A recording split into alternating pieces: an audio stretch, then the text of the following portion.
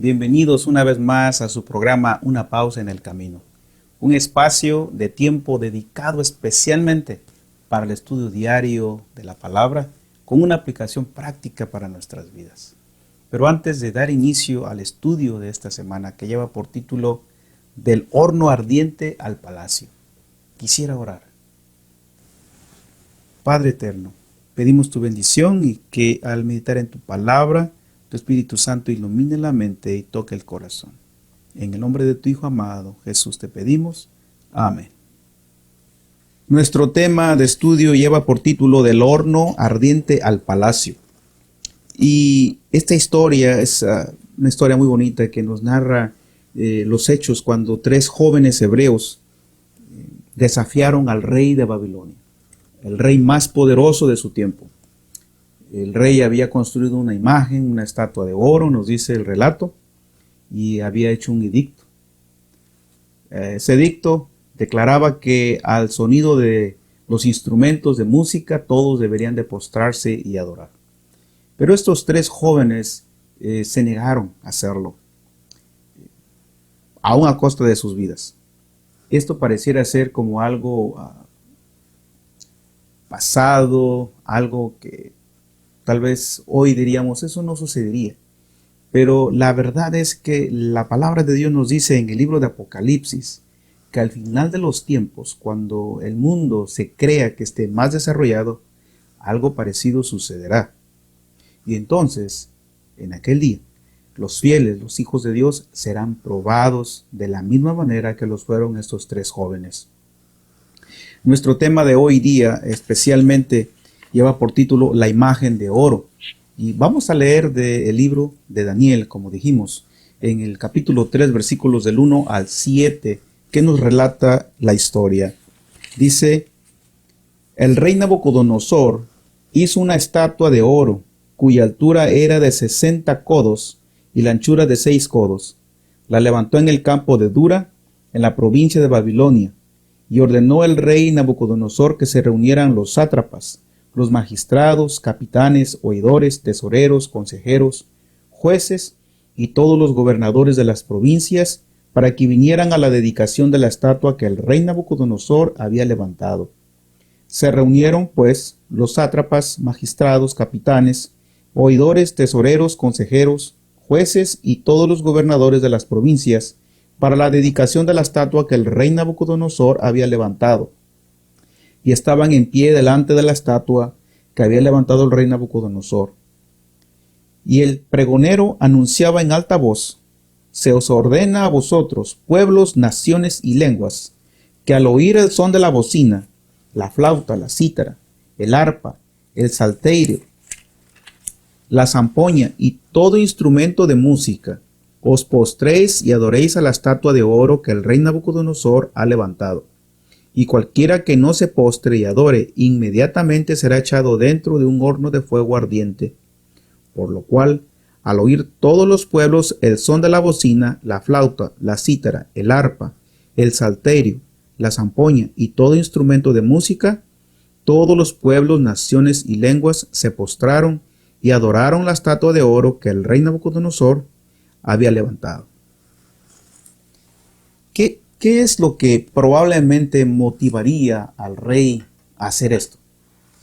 Hacía solo unos años atrás, alrededor de 20 años, que el rey ya había tenido un acercamiento con el Dios vivo, con el Dios de Israel. Cuando los jóvenes hebreos llegaron a Babilonia, nos dice el relato, el capítulo 1, que él encontró a estos jóvenes 10 veces más sabios que los sabios de Babilonia. Y después en el sueño del rey, el capítulo 2, donde nos narra de esa imagen, ¿verdad?, de metales. Cuando Daniel le interpreta el sueño, no solo le interpreta, pero también le dice lo que había en su corazón, en su mente. El rey ya había tenido acercamiento con Dios, pero sin embargo, el rey se negaba a aceptar la voluntad de Dios. Cuando Daniel le dijo: tú eres aquella cabeza de oro. Vemos aquí que el rey prácticamente está desafiando a Dios. Eso nos hace recordar cuando la construcción de la Torre de Babel, los edificadores también habían hecho lo mismo.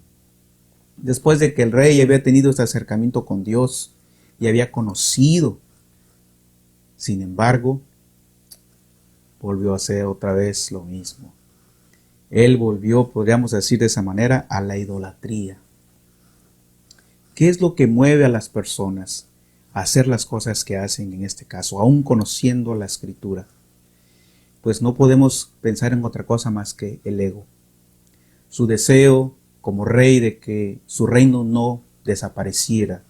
Cuando Dios le dijo, tu reino dejará de ser y otro más vendrá, él se negaba a aceptarlo.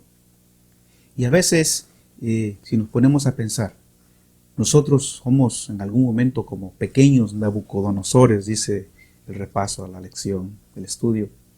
Porque también a veces nosotros pensamos en nuestros logros, nuestras victorias, nuestros triunfos, y a veces ponemos estas cosas por delante de la eternidad. Nunca deberíamos de perder de vista que nosotros, delante de la eternidad, somos algo muy pequeño, que somos seres humanos, estamos expuestos al error, a fallar, a equivocarnos. Tal vez en algún momento de tu vida Dios te ha llamado, pero no has querido escuchar, sino que tu ego te ha llevado a pensar que tú puedes más y has desafiado a Dios. La historia nos enseña que no debemos confiar en nosotros mismos, porque humanamente hablando, lo del ser humano es finito, es pasajero, termina. Sécase la hierba, dice la palabra, marchítase la flor, pero la palabra de Dios permanece para siempre. Tenemos una gran enseñanza aquí. Nunca ponernos por encima de Dios o pensar que nuestro nombre va a perdurar más que el nombre de Dios, porque no será así. Nabucodonosor tuvo que aprender de una manera tal vez un poco triste. Más adelante nos narra el libro de Daniel en el capítulo 4, todo lo que tuvo que pasar Nabucodonosor, por dejarse llevar por su ego cuando dijo, ¿acaso no es esta la gran Babilonia que yo he construido? Pero aquí en este tema de este momento, él levanta esta imagen. Se niega a aceptar la voluntad de Dios. Aceptemos la voluntad de Dios en nuestras vidas. Nos irá mejor. Tendremos mayores y mejores triunfos. Tendremos la satisfacción de saber que estamos siguiendo la voluntad de Dios y no la voluntad nuestra. Porque de otra manera, después, podremos arrepentirnos. Podrá traernos dolor nuestras decisiones. Como decía hace un momento, si tal vez tú has sufrido por tu ego, por tu orgullo, te has alejado, tu esposa, tus hijos, por la manera como tú los has tratado, el ego, el orgullo no te va a dejar nada. Y vas a terminar solo, sola. Aquellos que te aman se irán de tu lado. Y Dios te llama, te ama.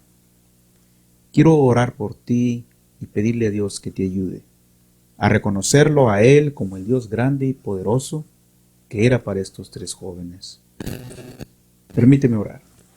Señor eterno, gracias te damos porque a través de tu palabra nos enseñas que tú eres grande, que tú eres poderoso, que nosotros somos pequeños, falibles, que podemos errar, pero tú permaneces para siempre. Si en estos momentos tu hija, tu hijo, Señor, sufre por su orgullo, su egocentría, perdónale, Señor, y ayúdale. Concédele tu amor, tu perdón. Bendícele en el nombre de tu Hijo amado, Cristo Jesús. Amén.